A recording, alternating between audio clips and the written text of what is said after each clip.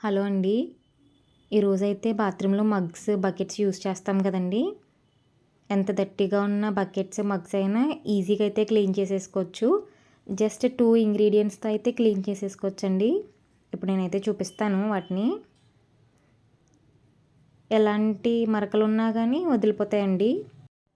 ఈ 2 ఇంగ్రీడియెంట్స్ అయితే చాలా ఈజీగా మరకలనైతే వదిలిపెట్టేస్తాయి. ఫస్ట్ ఏంటంటే బేకింగ్ సోడా. ఇంకొకటి ఏంటంటే హార్పిక్ అండి, టాయిలెట్ క్లీనర్. ఇదొక 2 స్పూన్స్ వేసుకుంటే చాలు. అంటే మనం తీసుకునే దాన్ని బట్టి నేనైతే ఒక మగ్గ క్లీన్ చేయడానికైతే ఇప్పుడు చూపిస్తున్నాను. ఒక 2 టేబుల్ స్పూన్స్ అయితే ఈ జెల్‌ని తీసుకున్నాను హార్పిక్‌ది. ఇందులో మనం బేకింగ్ సోడా వేసి జస్ట్ ఒకటి అలా తిప్పుతూ ఉంటే చూడండి ఎంత ఫ్లఫీగా వస్తుందో. ఇంతేనండి. ఇదైతే మనం ఇప్పుడు ఆ మగ్గకైతే అప్లై చేసేయాలి. ఈ పేస్ట్‌ని అయితే ఇప్పుడు మగ్గకైతే రాస్తున్నాను.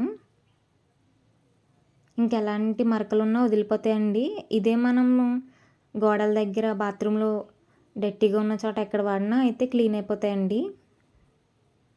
మనం ఇలా రాసి ఒక 2 మినిట్స్ అలా ఉంచేసి అప్పుడు క్లీన్ చేసుకుంటే ఈజీగా అయితే మరకలు వదిలిపోతాయండి. కాకపోతే మనం చేతులకి గ్లౌజ్ అలాంటిది వేసుకోవాలి. నేనైతే వేసుకోలేదు, నా దగ్గర లేదు. సో, అందుకు మండుతది చేతులు. ఇలా ఫస్ట్ మగ్గంతా అప్లై చేసేసుకున్నాక మన దగ్గర స్క్రబ్బర్స్ ఉంటాయి కదండీ వాడలేనివి.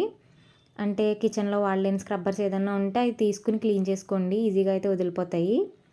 నేను ఇదైతే వాడను కిచెన్లోని. పాతది ఉంటే దాంతో క్లీన్ చేసుకుంటున్నాను.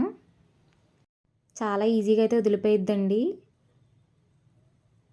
ఎలాంటి స్ట్రెయిన్ మార్కులైనా కూడా వదిలిపోతాయి.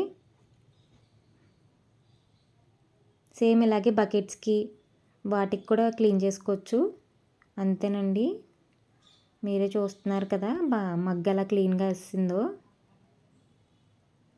కాకపోతే గ్లౌజ్ అయితే వేసుకోవాలండి, చేతులు అయితే బాగా మండుతాయి. వీడియో నచ్చితే చిన్న లైక్ అయితే ఇవ్వండి, సబ్స్క్రైబ్ కూడా చేసుకోండి ప్లీజ్. మగ్గ అయితే చాలా నీట్గా వస్తుందండి. అంతేనండి వీడియో.